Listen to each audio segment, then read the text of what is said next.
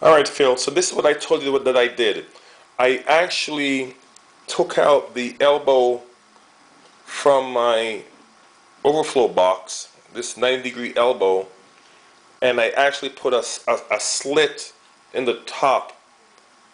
It's small enough so snails and small stuff can't get into it, but it's big enough so the air bubbles that get trapped in the top will get forced out. So there's a hole there and there's a hole in the top there, a slit. But this is the elbow that is on the main drain pipe of my return pipe. By putting the slit in the top, for me, works because it forces out the air bubbles that tend to get caught up in the elbow going into the bulkhead that causes the water to somehow gurgle in the top of the the overflow box. So let me go ahead and put this back in while I'm talking to you. So I'm going to put it back in this elbow. Hang on, so you can see what I'm doing here. Alright, Phil, so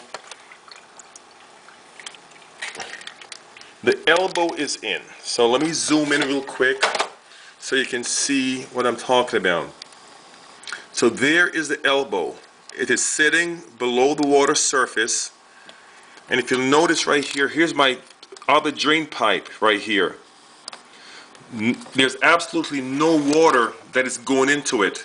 So I have the gate valve downstairs that is tweaked right now at a certain, that is allowing a certain amount of water to get to the sump, and it keeps the water level constant in my overflow box. So all the water is going full siphon from here, dead silent, no bubbles getting caught in the pipe. And here is the second pipe right here, which elbow which is turned up, right? So by looking back here, so this pipe is 3/4 inch. So I have a 3/4 inch elbow that is glued into the back of my bulkhead back here. This second pipe now, this is a 1 inch. So this is 3/4 inch.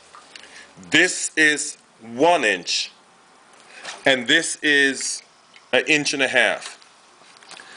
That 1.5 inch pipe here goes to this 1.5 inch bulkhead here, which is currently turned up.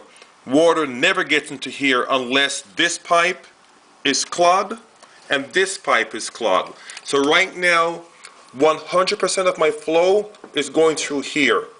The second elbow, which is also turned up, is right here. Every so once in a while, a little bit of water may get over here as the water goes up and down. But I have this elbow turned up. If I have this elbow turned down, then I would have two pipes turned down, and it would pretty much empty my overflow box, which I don't want. So I only have a gate valve, which I'll show you downstairs, on this main elbow, which is turned down.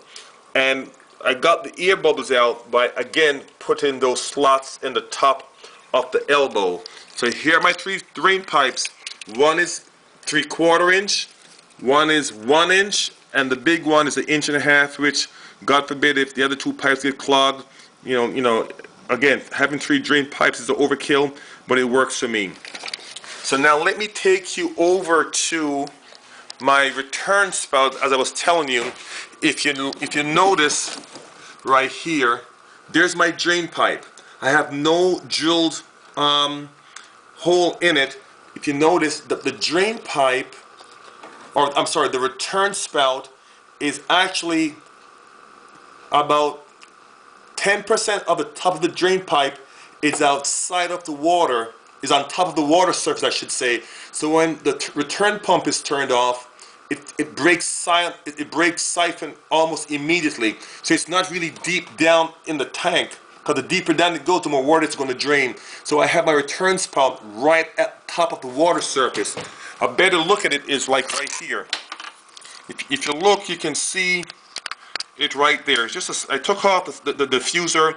It's just a pipe spout there. It's pretty much, the very top is almost out of the water, and it allows me to break siphon almost immediately when I turn off the return pump. Alright? So stand by and I'm going to take you down to the drain pipes downstairs.